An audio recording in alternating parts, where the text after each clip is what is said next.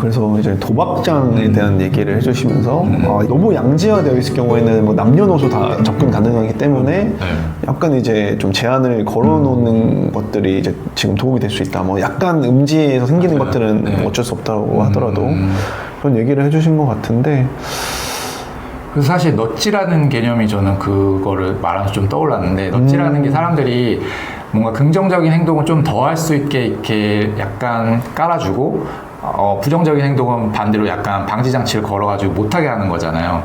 그런 의미에서의 최소한의 어떤 그런 넛지들을 국가가 선택적으로 할 수는 있다라고 밀은 봤던 거 아닐까 하는 생각 들더라고요. 맞아요. 그래서 지금 정확히 예시가 기억이 안 나는데, 예를 들면 이제 밀은 술 자체가 뭐 많이 마시면 안 좋게 되긴 하지만 그렇다고 해서 술 자체를 판매 금지하는 것은 옳지 않다. 뭐 맞아요, 이런 맞아요. 얘기를 했던 것 같아요. 맞아요. 다만 이제 마시는 사람들이 어떤 일종의 어떤 책임을 가질 수 있도록 제도적 장치를 마련하는 게 필요하다고 얘기를 했던 것 같고. 맞아요. 실제로 미국에서 그 당시에 그 금주법이 아마 그 당시였는지 이후였는지 모르겠지만 금주법이 막 이렇게 있었고, 그 영국에서도 그거를 이제 그거를 이제 카피해가지고 그걸 좀 시행하려고 하는 어떤 단체가 있었나 봐요. 무슨 영국 연합이라는 단체가 그 금주법을 영국에서 시행하려고 했는데, 미리 정확히 그거는 그렇게까지 하는 건 안 된다라고 반대를 했던 부분도 있었던 것 같아요.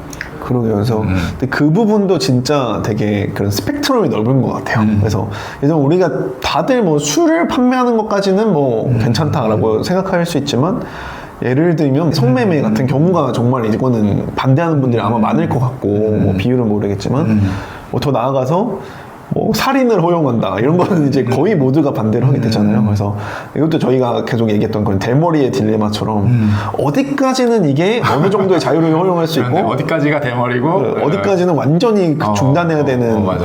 행동일지 그런 것도 참 어려울 것 같습니다. 그래서 그 경계는 결국에는 현실에서 세울 수밖에 없는 건데, 이게 이제 12.3 그때 내란이 발생했을 때도 사실 그것 관련해서도 좀 민감한 주제이긴 하지만, 어쨌든 표현의 자유를 어디까지 허용해야 되는가와 관련해서 그 사건들이 좀 막 떠오르더라고요. 법원에서 막 난동을 피우던 사람들도 많이 있었잖아요. 그쵸. 그럼 그 사람들은 나름대로 나는 나의 어떤 그 의견을 개진한 거다라고 이제 분명히 피력할 사람도 있을 거거든요. 하지만 그게 이제 밀은 나라에서 적극적으로 간섭해서 그거를 제약할 수 있는 요건은, 그게 물리적인 당연히 폭력으로 이어지면은 그거는 100% 이제 나라에서 그거를 막아야 되고, 또 조금 더 이제 그 요건을 완화시킨다 하더라도 선동적으로 뭔가 계속 그런 어떤 거를 하면서 사람들을, 예를 들면 막 성난 군중이 있는데 그 앞에서 선동을 하게 되면 그 군중이 폭력적으로 이제 변할 확률이 높은 거잖아요.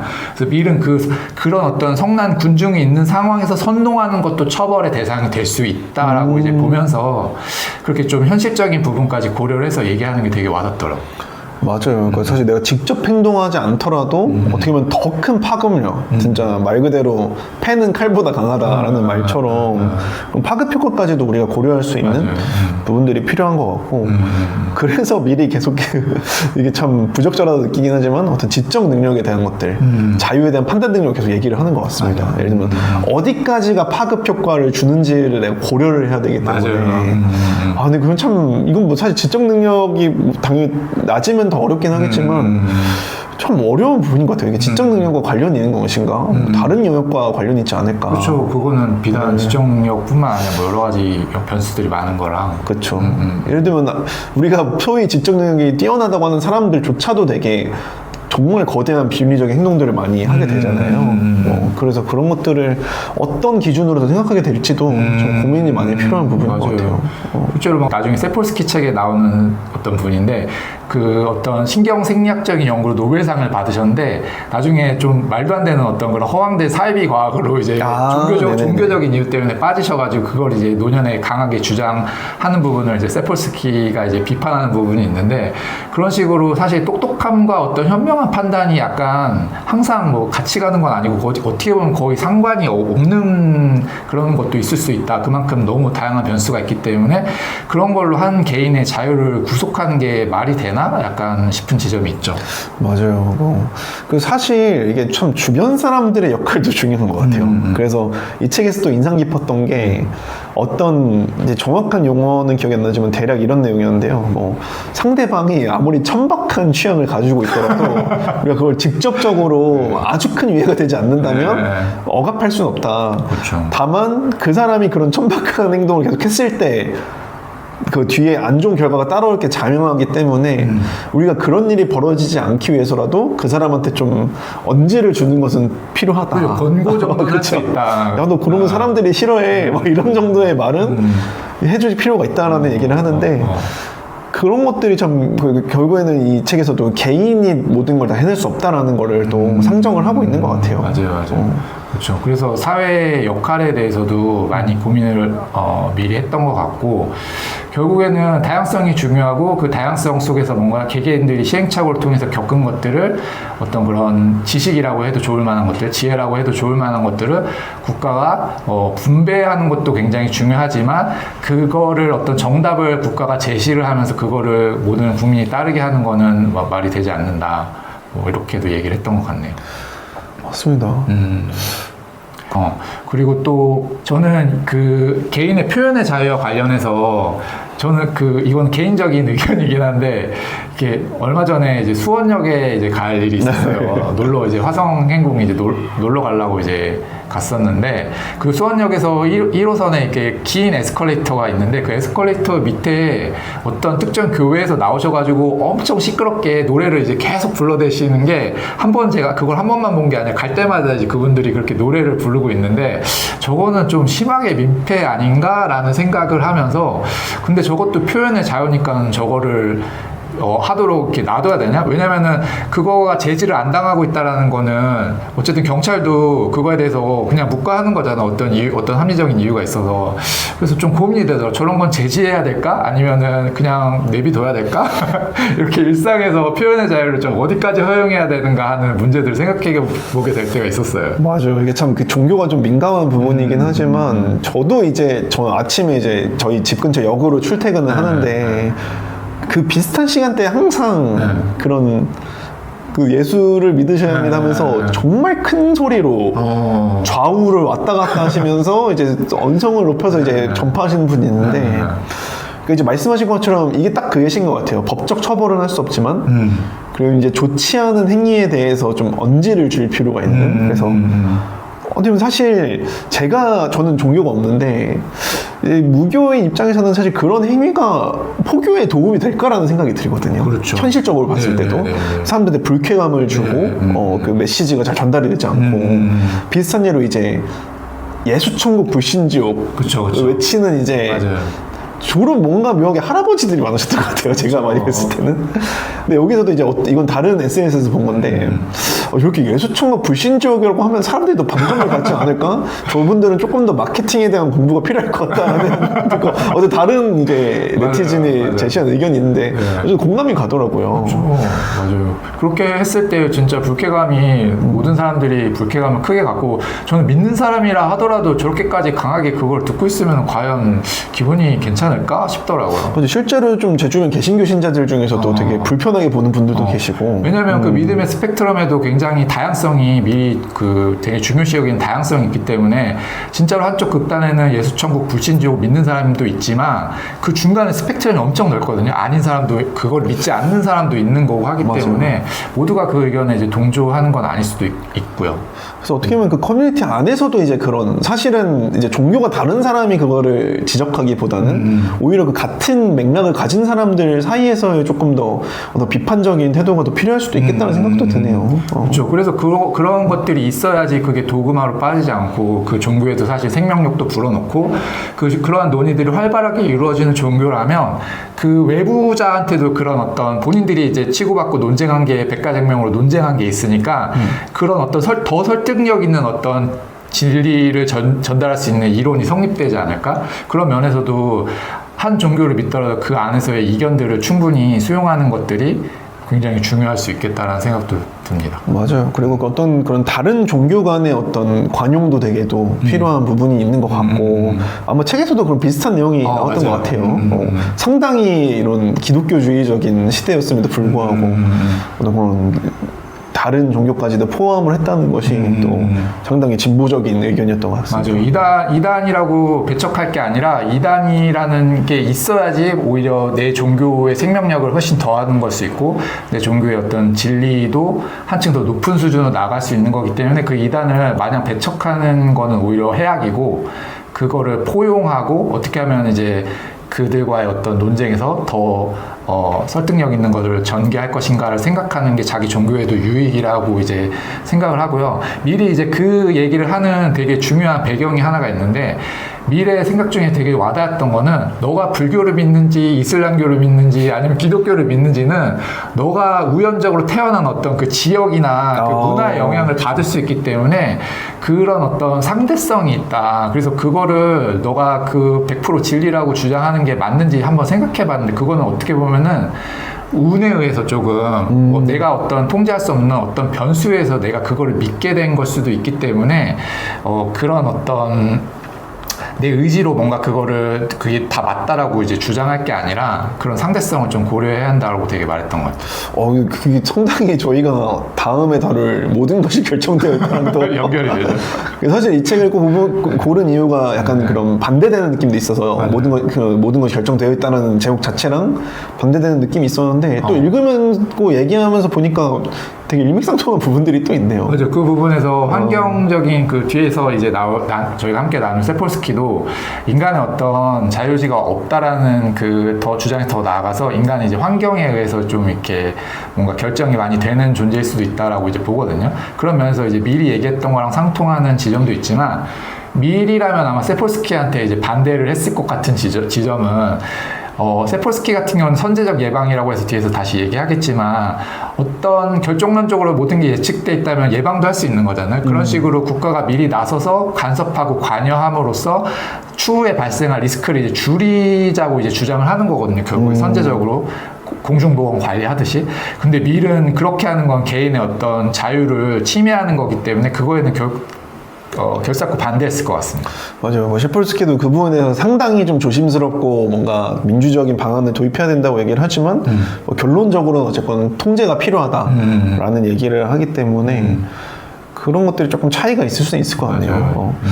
근데 밀도 약간 또 그런 부분을 또 드러내는 부분이 있는 것 같기도 하고 자 이게 참 어려운 것 같습니다. 결국에는 이 스펙트럼의 차이인 것 같기는 한 것 같아요. 그래서 뭔가 이 다이얼을 움직이듯이 이런 것들 치는 부분도 있고 반대되는 부분도 있는데 그렇다고 해서 밀은 어쨌든 그렇다고 진리가 없다라고 주장하는 것도 결코 아니잖아요. 그렇죠. 상대적일 수는 있지만 그 상대성들끼리 서로 맞부딪히면서 보다 나은 진리로 이제 나아가는 그런 과학적인 어떤 사고의 발전 그런 것들을 이 사람은 밀은 추구를 했던 것 같아요.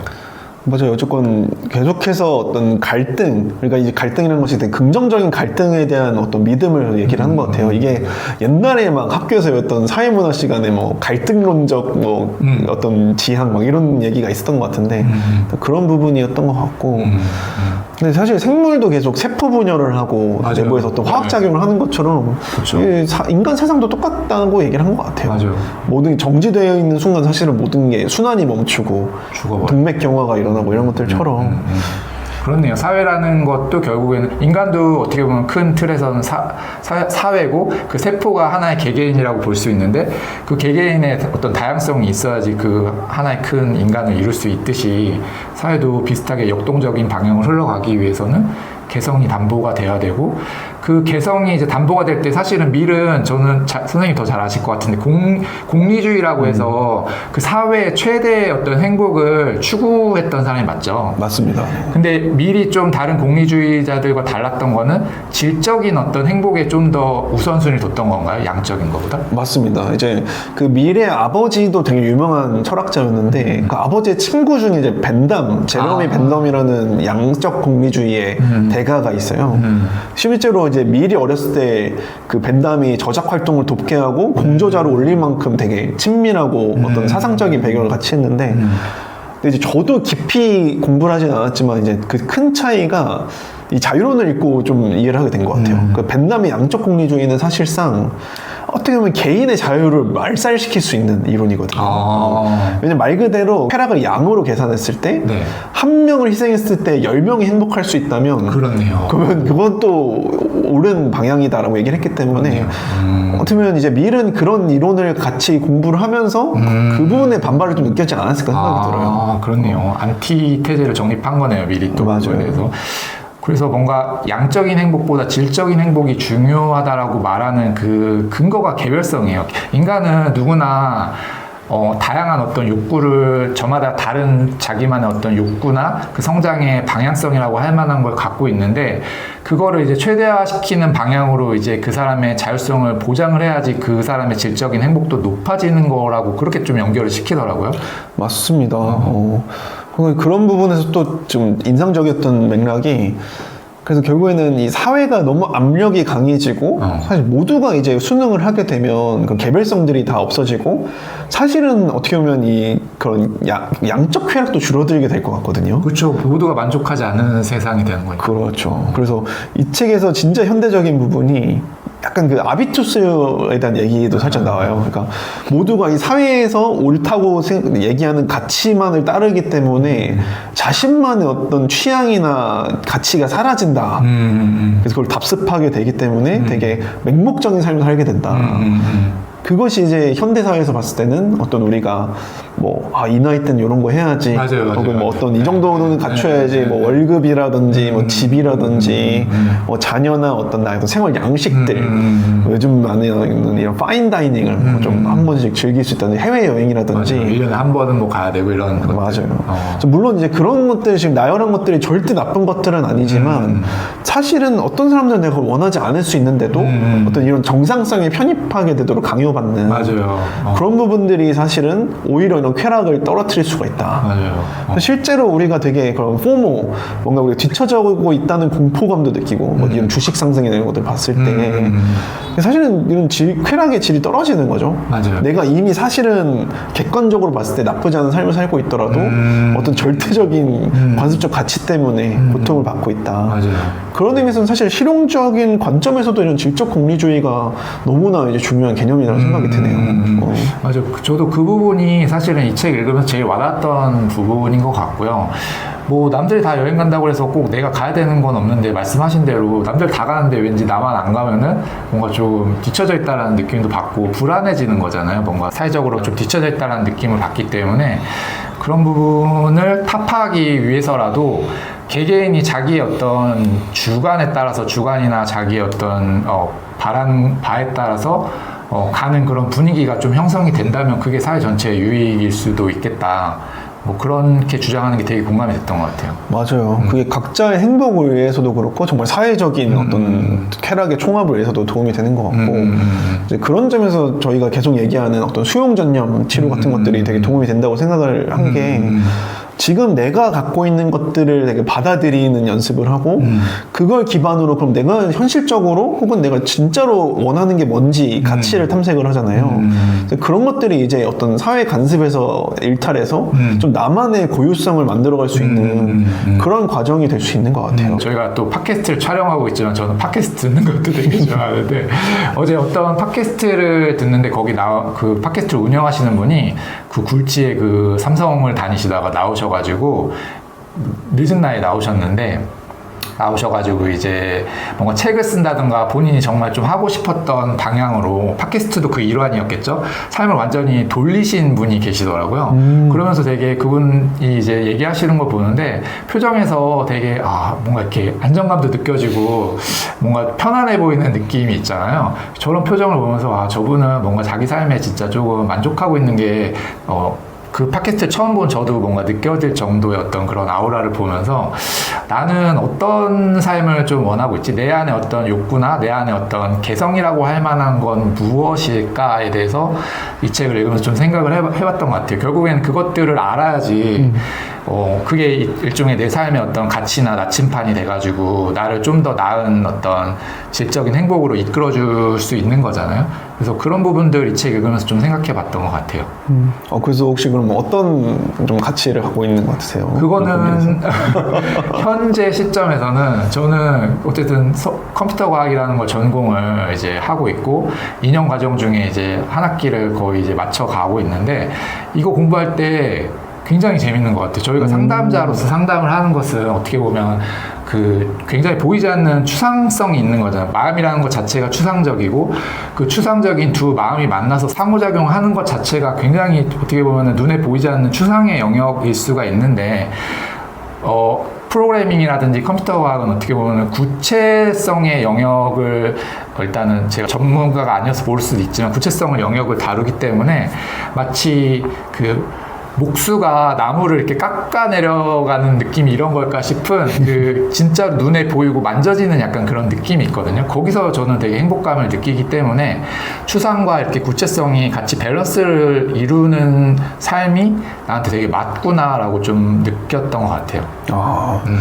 맞아요. 그런 어떤 진짜 특히 침략하는 분들이 많이 느끼는 것 같아요. 저도 그렇고 너무 추상적인 것들을 다루다 보니까 조금 더 이제 바로바로 결과물이 나오고 뭔가 성취감을 줄 수 있는 것들이 좀 곁들여지면 좋다라는 느낌을 받는 분들도 많은데 선생님은 조금 더 그런 경향이 더 강하신 부분도 있는 것 같아요. 되게 어떻게 보면 약간 뭐 문이과 나누기 그렇지만 약간 어떤 이과적인 부분들 저도 몰랐던 이과적인 내용 그러게요.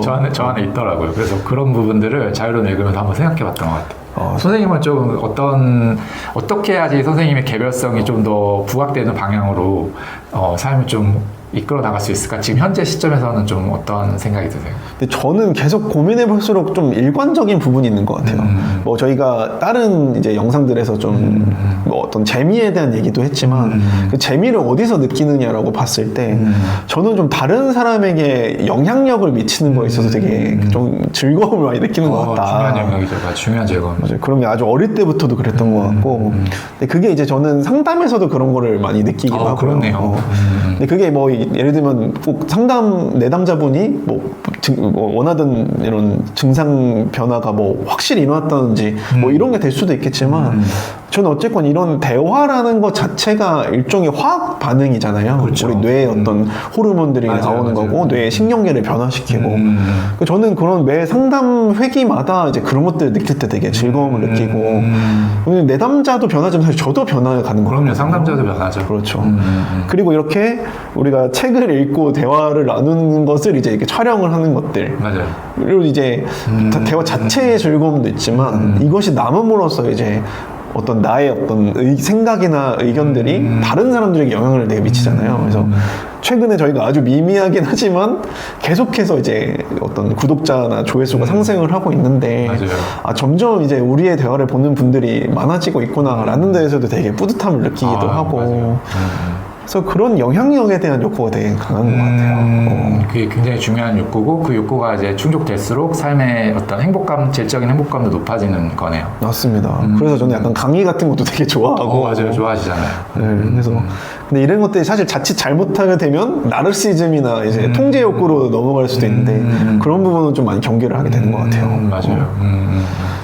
그래서 밸런스가 어쨌든 중요하고 미리 결국엔 말하는 것도 밸런스 게임이잖아요. 그쵸. 결국에는 서로 다른 다양한 의견들이나 내 안에 서로 다른 다양한 욕구들 간의 밸런스를 잘 맞춰서 그것들을 너무 획일화된 형태로 몰고 가지 않아야 된다라고 말했다는 게 중요한 것 같아요. 그래서 지금 갑자기 떠오른 단어가 이제 꼰대라는 단어가 떠오르는데 결국에는 우리가 다른 사람의 의견에 얼마나 열려 있는지에 따라 이런 꼰대라는 말을 듣는지 안 듣는지가 결정되는 것 같아요. 그래서 어떻게 보면 꼰대라는 개념 자체는 나이랑 상관이 없을 수도 있겠다. 그럼요. 그러니까 나이와 상관관계는 있지만 어떤 인과관계는 아닐 수 있겠다. 참 요즘 뭐 젊은 꼰대 이런 얘기, 맞아요. 어린 꼰대 얘기 많이 하잖아요. 그래서 오히려 저는 어렸을 때가 더 꼰대였던 생각이 들어요.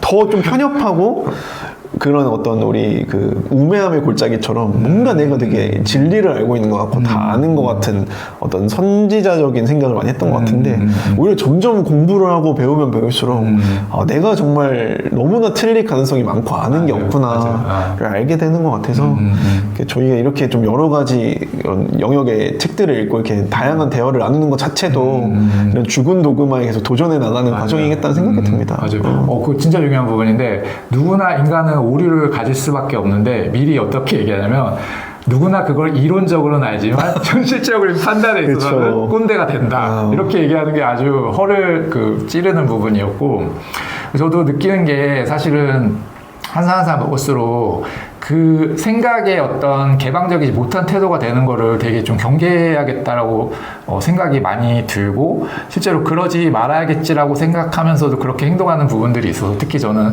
아이들한테 좀 꼰대스러운 생각이 많이 있어가지고 참 어렵네요 아이들한테. 이거는 이렇게 해야 돼. 이건 이렇게 했을 때 제일 효과적이야. 막 이런 거 있잖아요. 근데 그게 어떻게 보면 내가 제일 싫어하던 어른들의 모습인 거잖아요. 나도 그렇게 하고 있는 걸 보면서 되게 조심해야겠다는 생각 진짜 많이 들었던 것 같아요. 그러니까 아이들에게 이런 자유론적인 관점을 적용해 보신 것도 좋은 한번 연습이 될 수도 있을 것 같기도 하네요. 진짜. 나도 그게 내 세대 때는 맞는 방법이었지만은 지금 세대한테는 전혀 안 맞는 방법이 가능성이 높은 건데도 그렇게 행동하고 있더라고. 진짜 이런 자기 객관화가 정말 어려운 것 같고 그래서 이제 계속해서 뭔가 끊임없는 의심? 마치 데카르트의 방법적 회의처럼 내가 계속 틀릴 수 있다는 거를 인지하는 것 자체만으로 상위 정말 그쵸. 10%의 어른이 있지 않을까라는 생각이 드네요. 그쵸, 진짜. 맞아요. 막 어른이라는 게 정말 어떤 걸까라고 생각해보면은 그렇게 다양한 그 가능성에 열어놓고 내 자신이 틀릴 수 있다는 걸 전제한 상태에서 다양한 가능성에 마음을 열어놓는 게 어른이 아닐까 그런 생각이 드네요. 선생님이 얘기하다 보니까. 맞아요. 그래서 저는 뭔가 조언을 해주거나 이런 거는 당연히 좋은 행동이라고 생각을 드는데 그거를 무조건 따라야 한다라고 강요하는 게 문제지 않을까 생각이 들어요. 왜냐면 요즘은 또 이제 반대의 얘기들이 많이 나오는 게 이제 너무 이런 어떤 꼰대의 반발 때문에 이제는 아예 뭔가 정말 옳은 말을 듣더라도 이제 반발을 하게 된다는 거죠. 그리고 반대로 이제 어떤 그 회사의 어떤 상사들이라든지 어른들도 뭔가 이 말을 꺼내는 것 자체를 이제 좀 조심하게 되는. 아이고 너 괜히 이런 얘기 하면은 꼰대가 되지 않을까라는 염려들을 경험하기 때문에 조금 더 오히려 그런 부분에서는 서로가 좀 자유롭게 더 소통하는 게 필요하지 않을까라는 생각도 들어요. 네. 어떻게 보면 의견 개진을 하되 이제 상대방이 그걸 받아들일지 말지는 상대방의 영역이기 때문에 뭐 더 적극적으로 관여하진 않는다 이 정도로. 맞아요. 그래서 그 제가 가끔 인용하는 이 헤르만 헤세의 시다르타라는 책에 그런 내용이 나오는데 거기 이미 깨달은 선지자, 이미 진리를 알고 있다고 나와 있는 선지자가 이제 고타마라는 인물로 나타나고 이 시다르타를 또 분리하거든요. 시다르타는 이제 수행 중인 승인데 고타마한테 이 시다르타가 뭔가 가르침을 받다가 이제 떠나겠다고 말을 해요. 그래서 고타마가 야 너 내가 진리 이렇게 알려줬는데 왜 떠나니? 라고 물어보니까 당신의 진리를 알고 있는 건 맞습니다. 하지만 나는 아직 경험을 해보지 못했습니다. 그러니까 이 말이 뭐냐면 내가 아무리 머리로 알아도 직접 체험하거나 내가 그 깨달은 말의 중요성을 인식하는 계기가 없다면 사실은 그게 무의미한 거죠. 그렇죠. 근데 나중에 결국에는 되게 온갖 고통 다 받으면서 깨달음을 얻거든요. 그 시타르타도. 저는 이 상담에서도 비슷하게 좀 말씀을 드리는 것 같아요. 지금 우리의 대화가 당장은 도움이 안 된다고 느껴도 언젠가는 이것이 당신의 마음의 씨앗이 돼서 나중에 발화를 할 것이다. 다만 지금 이게 도움이 안 되고 내가 못한다고 해서 너무 좌절하지 않았으면 좋겠다 이런 말씀을 드리는데 그런 것 같아요. 이제 말하는 자유도 분명히 상대방도 있는 거고 내가 그걸 실행할 자유도 나한테 존재하는 거기 때문에 다만 이 대화 자체의 자유로움은 계속해서 좀 그 상대방도 말할 자유가 있는 거니까요. 맞아요. 그래서 어떤 이런 건강한 대화 태도를 위해서는 좀 이런 자유론적인 태도가 필요할 수 있겠다.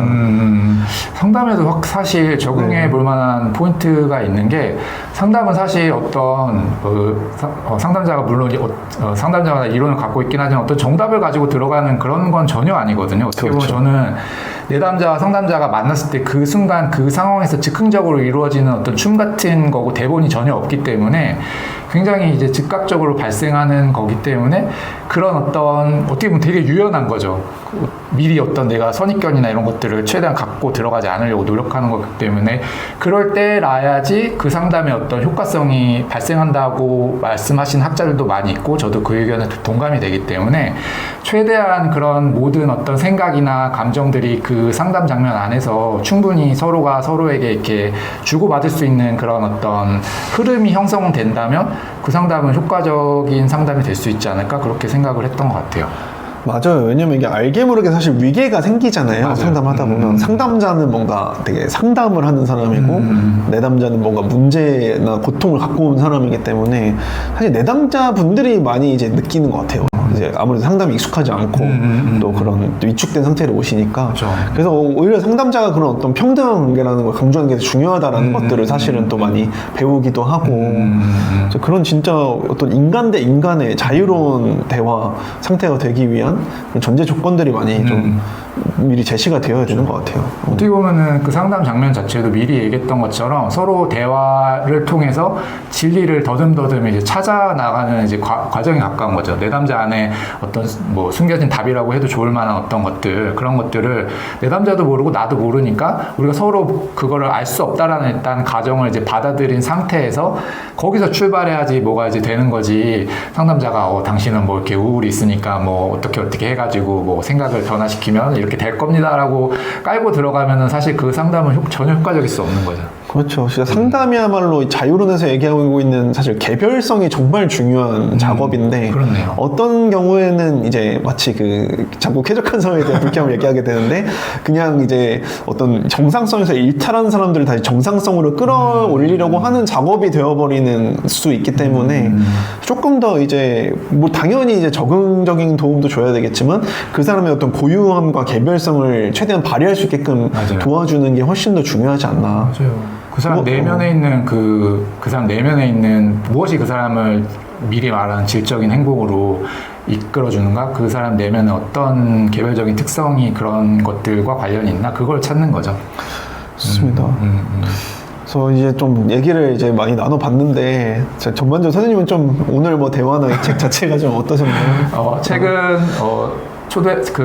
서두에 말씀드렸듯이 많이 어려웠고 얘기하면서 좀 초반에 약간 버벅인 부분도 많이 있었는데 하지만은 선생님과 또 얘기하다 보니까는 후반부에는 오히려 이렇게 뭔가 생각이 약간 물 흐르듯이 흘러가면서 좀 나름의 생각 정립이 좀 잘 됐던 것 같아요.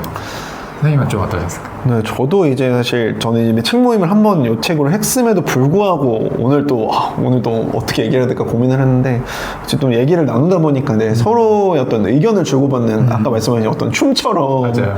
상호작용이 되는 것 같고 결국은 이런 대화들이 좀 자유롭게 오갈 수 있는 사회가 미리 추구하는 그런 사회가 아니었을까 생각이 들어요. 그게 건강한 사회였던 것 같아요. 미리 추구했던. 맞아요. 내가 여기서 동의하는 부분이나 반대되는 부분들을 같이 얘기함으로써 어떤 완벽하지는 않지만 나름의 결론에 이르게 되는 그런 대화들이 좀 많이들 이 책을 읽어보시면서 또 이 책을 읽고 한번 나눠보시면 너무 좋겠다라는 생각이 듭니다. 맞습니다. 네. 좋습니다. 그래서 혹시 이 영상을 뭐 보시고 이 팟캐스트를 들으시고 제 책을 읽어보신 분들이 있다면 뭐 또 반대되는 의견이나 동의되는 부분들 한번 댓글로 남겨주셔도 좋을 것 같다는 생각이 드네요. 너무 저희가 그러면은 반가울 것 같아요. 반대되는 의견 같은 게. 맞습니다. 너무 열심히 반대를 해주시면 좋을 것 같고 감사하죠. 네, 그리고 좋아요와 구독도 가능하다면 부탁드립니다.